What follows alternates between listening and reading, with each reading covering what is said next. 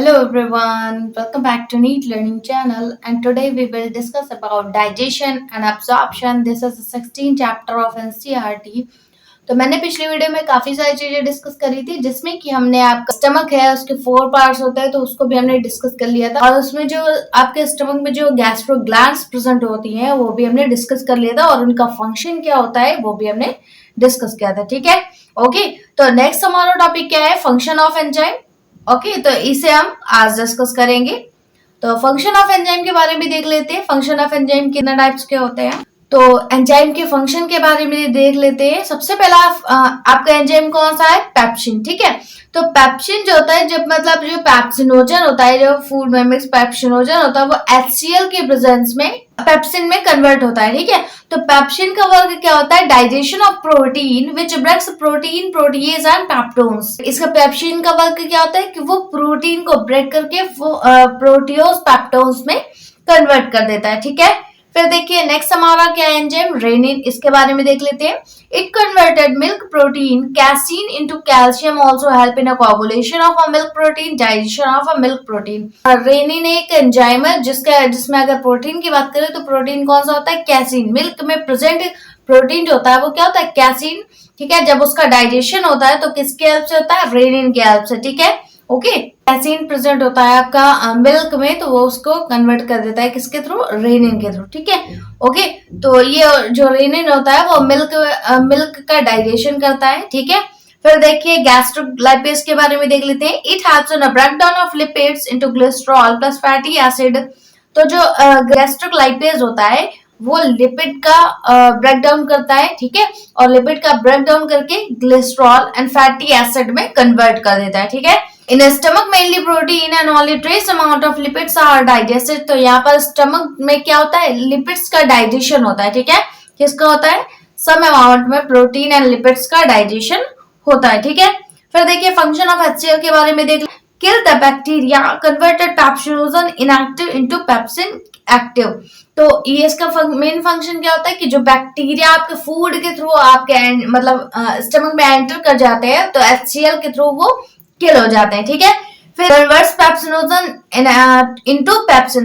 तो पेप्सिनोजन जो होता है वो इनएक्टिव फॉर्म में होता है और जब कन्वर्जन होता है तो HCl के थ्रू कन्वर्जन होता है जो कि पेप्सिन में कन्वर्ट हो जाता है। ठीक है, तो pepsinogen is inactive and they are converted into pepsin, तो दे आर एक्टिव। ठीक है, फिर देखिए कन्वर्ट प्रोरेनिन टू रेनिन। जो प्रोरेनिन होता है वो किस में कन्वर्ट हो जाता है? रेनिन में। ठीक है, ओके, HCl के थ्रू। फिर देखते हैं नेक्स्ट बात कर लेते हैं डाइजेशन इनसाइड स्टमक। जो स्टमक में डाइजेशन होता है वो किस तरीके से होता है? तो mainly protein and only trace amount of lipids are digested. जैसा कि मैंने पहले भी बताया कि इसमें जो होता है लिपिड्स एंड सम अमाउंट में प्रोटीन का डाइजेशन होता है। ठीक है, फिर देखते हैं एब्जॉर्प्शन इनसाइड स्टमक। तो जो अभी तक हमने डाइजेशन के बारे में देख लिया, अब उसके बाद एब्जॉर्प्शन क्या क्या इनसाइड होता है स्टमक में वो भी देख लेते हैं। Absorption of water, simple sugar and alcohol take place. जिस तरीके से ड्रग्स का एब्जॉर्प्शन आपका माउथ में हो रहा था उसी तरीके से जो अल्कोहल्स होते हैं, ठीक है, alcohols and water and sugar का जो एब्जॉर्प्शन होता है वो किसमें होता है? स्टमक में होता है। ठीक है, नेक्स्ट हमारा पार्ट्स क्या है एलिमेंट्री कैनाल का? Small intestine. तो इसके बारे में देख लेते हैं। Diameter wise it is a smaller than large intestine. तो अगर इनके डायमीटर वाइज देखें उसका जो मतलब डायमीटर होता है वो लार्ज इंटेस्टाइन के कंपेयर में स्मॉल होता है। ठीक है, but lengthwise it is larger than large intestine, therefore they are called as a small intestine. तो ये अगर डायमीटर वाइज देखेंगे तो लार्ज इंटेस्टाइन से स्मॉल होता है, बट अगर लेंथ वाइज देखेंगे तो लार्ज इंटेस्टाइन से लॉन्ग होता है। ठीक है, ओके, या फिर लार्ज होता है। तो इसलिए इसे क्या बोलते हैं? स्मॉल इंटेस्टाइन भी बोलते हैं। ठीक है, नेक्स्ट पॉइंट देखिए। It is approx 6.25 metre in a length. Next point देखिए। Maximum digestion and absorption occur in this part. तो अगर पूरी एक क्वेश्चन आ जाता है कि अगर सबसे ज्यादा पूरी एलिमेंट्री कैनाल में कौन से पार्ट में सबसे ज्यादा डाइजेशन होता है तो वो आपका क्या आएगा आंसर? Small intestine. ठीक है, तो मैक्सिमम डाइजेशन एंड एब्जॉर्प्शन जो होता है वो आपका स्मॉल इंटेस्टाइन में होता है। ठीक है, फिर देखते हैं fold of a mucosa called as a valve of Kerckring and plica circularis. इसमें जो होता है म्यूकोसा जो होता है फोल्डेड फॉर्म में प्रेजेंट होता है जिसे हम वाल्व ऑफ कैरकरिंग या फिर प्लीका सर्कुलरिस भी बोलते हैं। ठीक है, present in small intestine which increase the surface area for absorption. तो एब्जॉर्प्शन मतलब ये क्या होता है, जो वर्ल्ड ऑफ करकलिंग होता है वो सरफेस एरिया को इंक्रीज करता है। ठीक है, क्या करता है, सरफेस एरिया को इंक्रीज करता है स्मॉल इंटेस्टाइन में। तो वो जब सरफेस एरिया इंक्रीज होगा तो एब्जॉर्प्शन की जो कैपेसिटी है वो भी इंक्रीज होगी। ठीक है, तो सरफेस एरिया फॉर एब्जॉर्प्शन, तो एब्जॉर्प्शन में सरफेस एरिया इंक्रीज तो एब्जॉर्प्शन भी इंक्रीज। ठीक है, फिर देखिए the cell lining the villi have a micro villi. तो उसमें क्या होता है, सम अमाउंट में विलाई प्रेजेंट होता है, जिस तरीके से आप स्ट्रक्चर में देख पा रहे होंगे। तो इसमें विलाई प्रेजेंट होते हैं, फिंगर लाइक स्ट्रक्चर होता है। ठीक है, इन्हें क्या बोलते हैं, विलाई। ठीक है, फिर देखिए the total area increases by the fold of mucosa and microvilli is 6000 times. तो अगर उनके पूरी स्मॉल इंटेस्टाइन में एरिया की बात करेंगे तो उसमें ज्यादातर एरिया पे माइक्रोविलाई प्रेजेंट होते हैं, जो कि 6000 टाइम्स प्रेजेंट होते हैं। ठीक है, माइक्रोविलाई म्यूकोसा में। फिर देखिए next point, epithelium of intestine is surrounded by the brush border columnar epithelium. Intestine में मतलब फॉर्म होता है, वो किससे फॉर्म होता है, एपिथेलियल सेल से। ठीक है, ओके, एपिथेलियल सेल में ब्रश बॉर्डर प्रेजेंट होते हैं। सरफेस एरिया इंक्रीज होगा तो एब्जॉर्प्शन भी इंक्रीज होगा, तो वो किसके हेल्प से होता है, ब्रश बॉर्डर की हेल्प से। ठीक है, तो ब्रश बॉर्डर कॉलमनार एपिथेलियल से आपका स्मॉल इंटेस्टाइन सराउंडेड होता है। ठीक है, फिर देखिए enterocyte have life span of 5 days। Small intestine जो एंट्रोसाइट प्रेजेंट होता है उनका जो लाइफ स्पैन होता है वो कितना होता है, 5 days का होता है। ठीक है, कितना होता है, 5 days का होता है। फिर देखिए whole intestine lined by involuntary smooth muscles. तो अगर पूरे इंटेस्टाइन की बात करेंगे, इंटेस्टाइन का अंदर वाली जो लेयर है, जो तो जिन्हें हम brush border of columnar epithelium बोल रहे थे, लेकिन अगर हम आउटर स्ट्रक्चर की बात करें तो वो इनवॉल्यूंटरी स्मूथ मसल से बना होता है। ठीक है, ओके। फिर हम बात कर लेते हैं स्ट्रक्चर ऑफ स्मॉल इंटेस्टाइन की। तो स्मॉल इंटेस्टाइन जो होता है वो 3 पार्ट में डिवाइड होता है। फर्स्ट क्या होता है, ड्यूडेनम, नेक्स्ट जिजेनम एंड थर्ड क्या होता है, इलियम। तो इसको हम डिटेल में डिस्कस कर लेते हैं कि ड्यूडेनम क्या होता है, जिजेनम क्या होता है एंड इलियम क्या होता है। ठीक है, ओके। तो सबसे पहले बात करेंगे ड्यूडेनम की। जैसा आप स्ट्रक्चर में देख पा रहे होंगे तो 25 centimetre in length, it is a proximal part of a small intestine. जो ड्यूडेनम होता है उसका अगर लेंथ की बात करेंगे तो 25 सेंटीमीटर इन लेंथ होता है। ओके, फिर देखिए ulceration can be present in this part.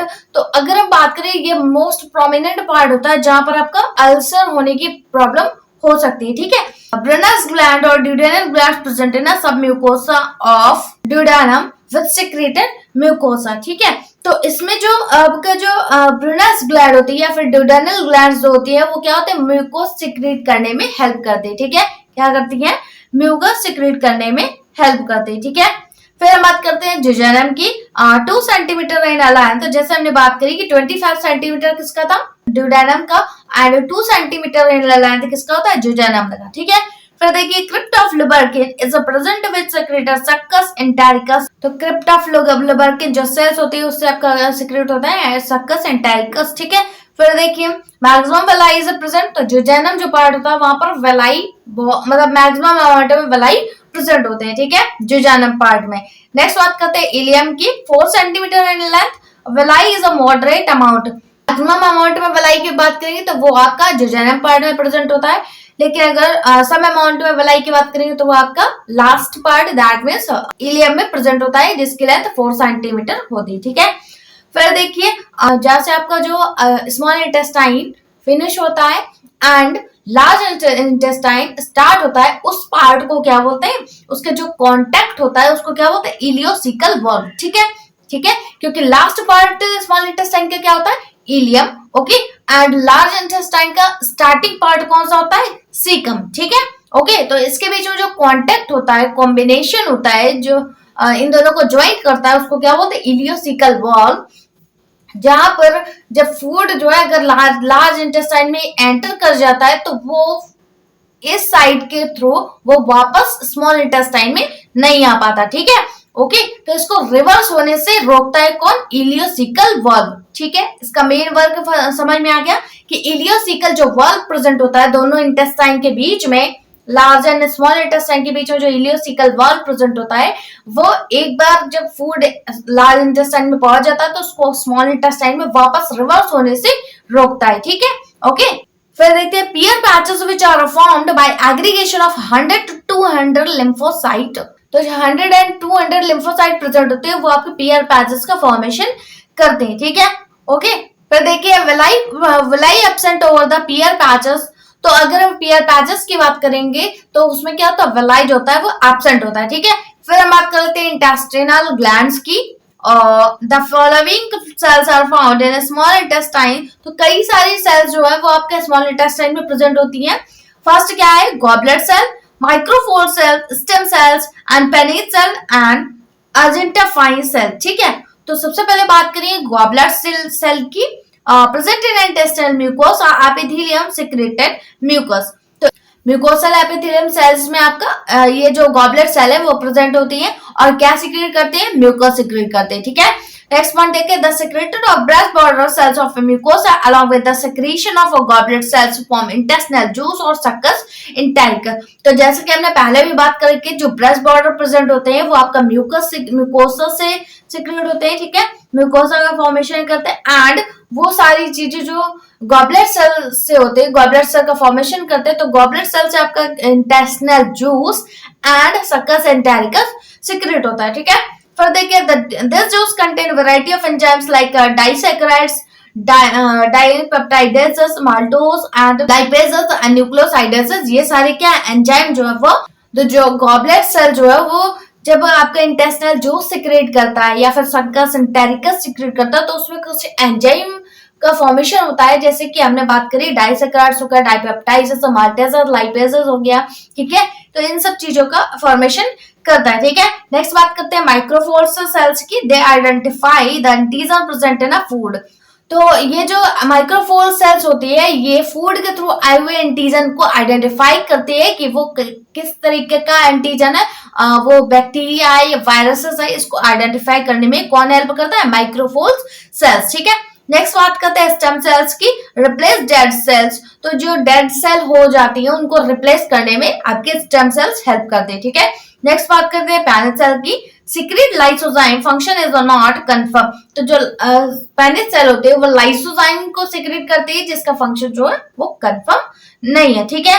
Next देखते हैं अर्जेंटाफाइन सेल्स की। Secret serotonin which stimulate the peristaltic movement और वर्मिकुलर मूवमेंट।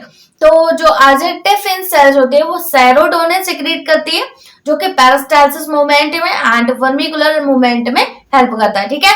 नेक्स्ट बात करते हैं डाइजेशन है स्मॉल इंटेस्टाइन की। जो अभी तक हमने स्टमक के बारे में, डाइजेशन के बारे में पढ़ा था कि स्टमक में किस तरीके से डाइजेशन हो रहा है, किस तरीके से एब्जॉर्प्शन हो रहा है, तो उसी तरीके से हम स्मॉल इंटेस्टाइन में भी डाइजेशन के बारे में पढ़ेंगे, ठीक है।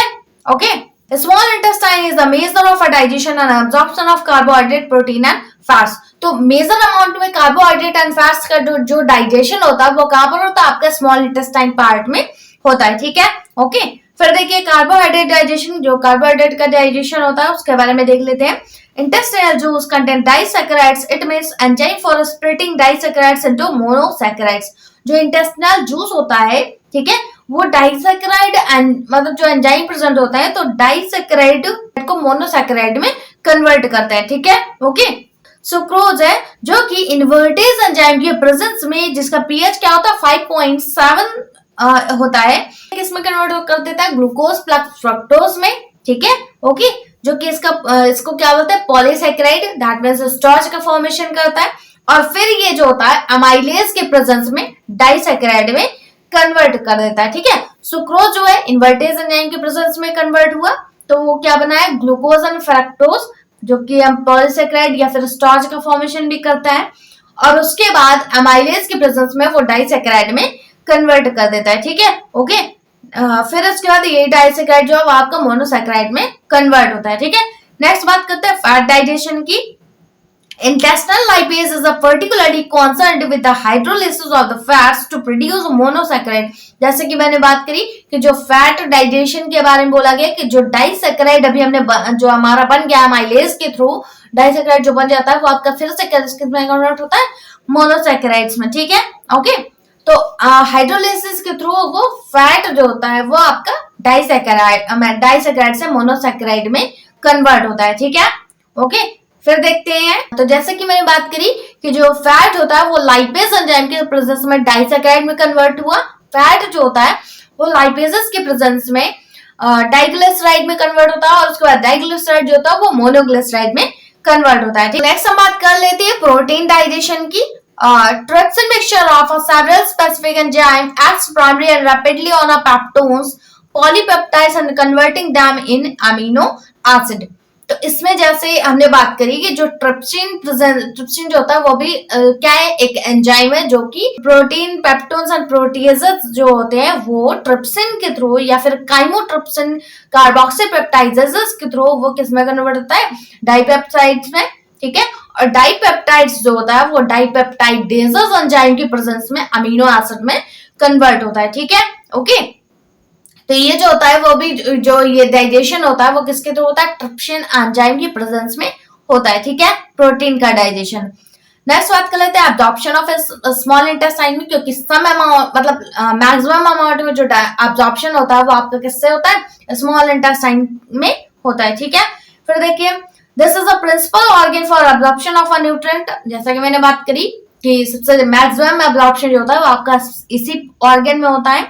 फिर देखिए digestion is a completed here and a final product of a digestion such as a glucose, fructose, fatty acid, glycerol, and amino acid are absorbed through the mucosa into the blood stream and lymph। तो जैसा कि मैंने बात करी कि सबसे ज्यादा option इसी पार्ट में होता है और उसके बाद जो डाइजेशन होता है, डाइजेशन के बाद कितने सारी चीजों का फॉर्मेशन होता है, जैसे फैटी एसिड हो गया, फ्रक्टोज हो गया, ग्लूकोज एंड ग्लिसरॉल हो गया, एंड अमीनो एसिड, इसका अब्जॉर्प्शन होता है। ठीक है, एंड अब्जॉर्प्शन होने के बाद जो ब्लड के थ्रू ये क्या एब्जॉर्ब कर लिया जाता है। ठीक है, ओके। तो ये जो होता है ब्लड एंड लिम्फ के थ्रू एब्जॉर्ब कर लिया जाता है। ठीक है, जो भी न्यूट्रिएंट प्रेजेंस हो, जो भी न्यूट्रिएंट का डाइजेशन हुआ होता है वो ब्लड एंड लिम्फ के थ्रू एब्जॉर्ब कर लिया जाता है। ठीक है, तो नेक्स्ट हमारा टॉपिक क्या है, लार्ज इंटेस्टाइन। इसे हम हमारे नेक्स्ट वीडियो में डिस्कस करेंगे। तो मिलते हैं हमारे नेक्स्ट वीडियो में हमारे नेक्स्ट टॉपिक के साथ। तब तक के लिए थैंक यू।